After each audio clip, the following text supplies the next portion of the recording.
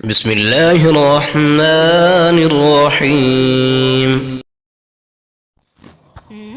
حضرت سعد بن ابی وقاص رضی اللہ تعالی عنہ، جو کہ عشرہ مبشرہ میں بھی شامل ہیں، آپ کی شان کا اندازہ اس بات سے لگایا جا سکتا ہے کہ غزوہ احد میں حضور صلی اللہ علیہ وسلم اپنے ہاتھوں سے تیر نکال کر دے رہے تھے، ساتھ میں فرما رہے تھے، اے سعد رضی اللہ تعالی عنہ، کفار پر تیر چلاؤ، میرے ماں باپ آپ پر قربان۔ اس طرح حضرت سعد بن ابی وقاص رضی اللہ تعالی عنہ نے تقریباً 1000 تیر چلائے۔ حضرت علی کرم اللہ وجہہ الکریم فرماتے ہیں کہ حضور صلی اللہ علیہ وسلم نے اپنی حیات مبارکہ میں حضرت سعد بن ابی وقاص رضی اللہ تعالی عنہ کے علاوہ کسی کے لیے ایسے الفاظ استعمال نہیں کیے۔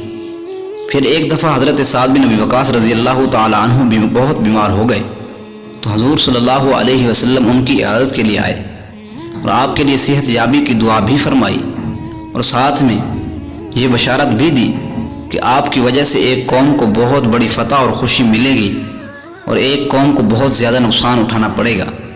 چنانچہ حضرت عمر فاروق رضی اللہ تعالی عنہ کے دور میں جب مسلمانوں نے ایرانیوں کے ساتھ جنگ لڑی، جو قادسیہ کے نام سے مشہور ہے، مسلمانوں کو فتح حاصل ہوئی، لیکن ان کا بادشاہ اپنے ساتھیوں کے ساتھ بھاگ کر دریا کے دوسری طرف مدائن شہر میں چلا گیا اور دریا پر بنا پل توڑ دیا۔ اب مسلمانوں کے پاس وہاں جانے کا کوئی راستہ نہیں بچا۔ بالآخر حضرت سعد بن ابی وقاص رضی اللہ تعالی عنہ نے اللہ سے دعا مانگی کہ اے اللہ، ہم سب کے گناہ معاف فرما، ہم تمہارے دین کی سربلندی کے لیے آئے ہیں، تو ہمارے دلوں کو جانتا ہے، ہماری مدد فرما۔ یہ دعا مانگ کر حضرت سعد بن ابی وقاص رضی اللہ تعالی عنہ نے اپنا گھوڑا دریا میں ڈال دیا اور پیچھے باقی لشکر نے بھی اپنے گھوڑے دریا میں ڈال دیے۔ یہ منظر دیکھ کر ایرانی نعرے لگانے لگے کہ یہ انسان نہیں، دیو آ رہے ہیں۔